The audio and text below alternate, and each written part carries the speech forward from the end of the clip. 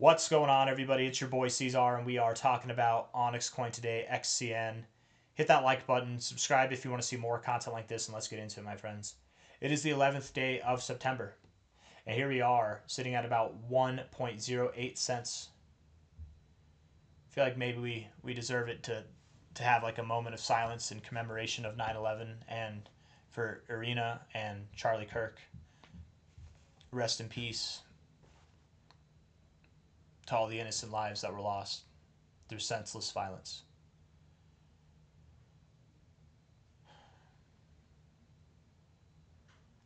May their loss not promote senseless violence in us. Here we are at 1.08 cents right now. Up about 4.5% on the week. 3 days, 23 hours left in this week. It's looking like I'm going to be proven wrong, you guys. It is looking like I am going to be proven wrong, but we still have to wait for confirmation. I made a video on Bitcoin not too long ago, and in that video I did say that if today rejects, if we get a rejection today, that would very much validate the idea that we do have lower prices to go. But if we close here or we close higher, the statistical probability of this being the low, it's there. It's there. And I would flip bullish, immediately bullish, okay? I'm being normally I would flip bullish right now. Normally I would, but it's been very tricky, so I am waiting for confirmation. And confirmation, I just told you what it comes in the form of. If Bitcoin has found its low and the rest of crypto has found their low, it's very possible then that OnyxCoin too has found its low.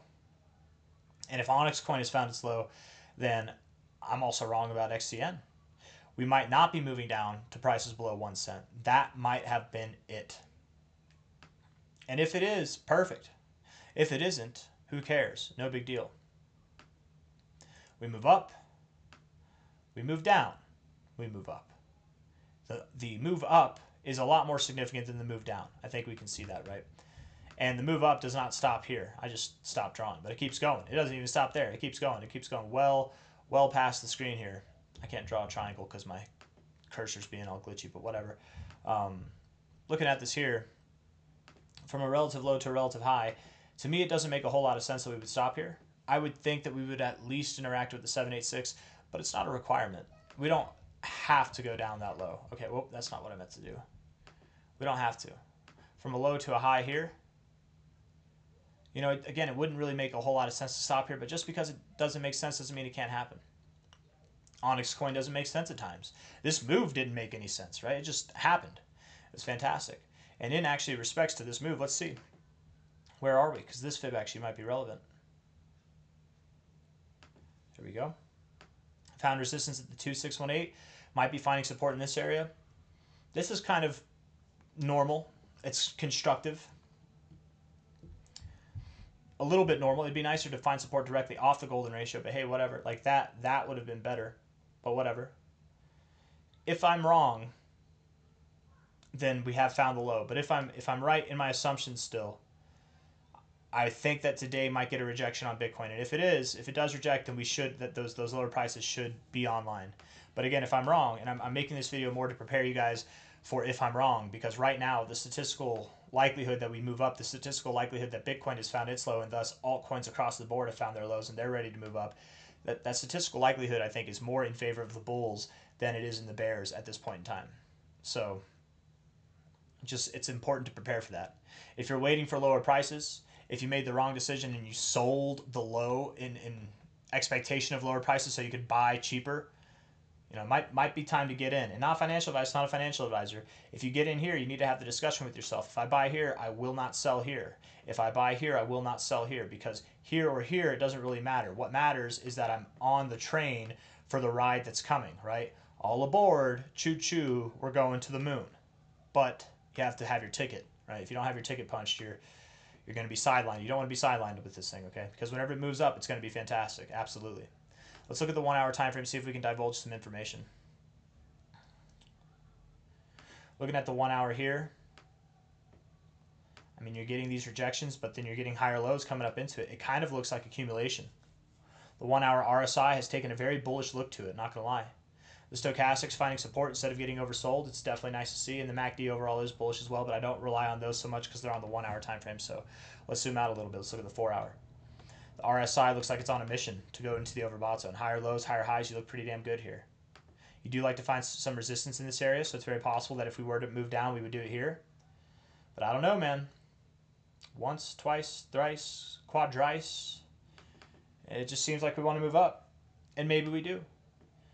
OnyxCoin loves to make these moves and then dip back into them. You know what I mean? That happens. So be prepared for anything. But if we can get above, I would think, what is the price? Is it 1.32 cents?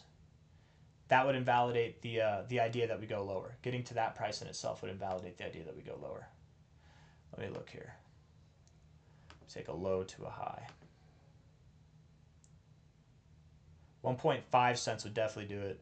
I think 1.29 cents. That's what it was. 1.29 cents would do it. Getting above this daily closing low would do it for me.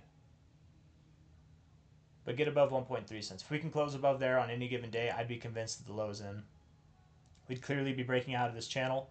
We wouldn't just be wicking, and likely with that, we'd be continuing on our merry way to higher prices. The daily RSI looks ready to move up. Overall, pretty bullish. You know, double bottom, bullish divergence. Finding support in the same areas that you found support before. You did get the bounce off the 40. You did not close yesterday red. You closed to green. You got the bounce off the 40. Now you just need to move up and out of here. Do it now, right? Don't dilly-dally. Don't give anything back, because if you do, we're probably done. And I say done. I just mean we're probably going below 1 cent, and that's okay. Stochastics are pointed upwards. They look really good. Not going to lie. They look really good right here. This is a really powerful signal, and it makes me think that we do have more to go. The MACD is building bullish momentum. You've got a relative double bottom here throughout all this. I like it. It looks good. A lot of good things. So do what you have failed to do a few times over the past like 140 days or however long it's been, or 70 days, 170 days. Take your good things and do good things with them. We've got good things going on here.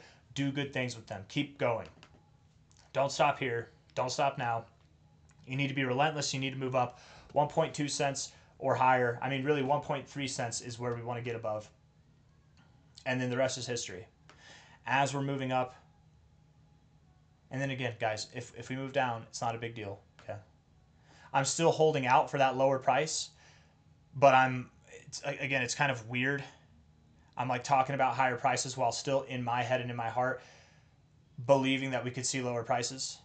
But as soon as we close here or higher today, 22 hours, 39 minutes from now, we get that, I'm going to flip bullish.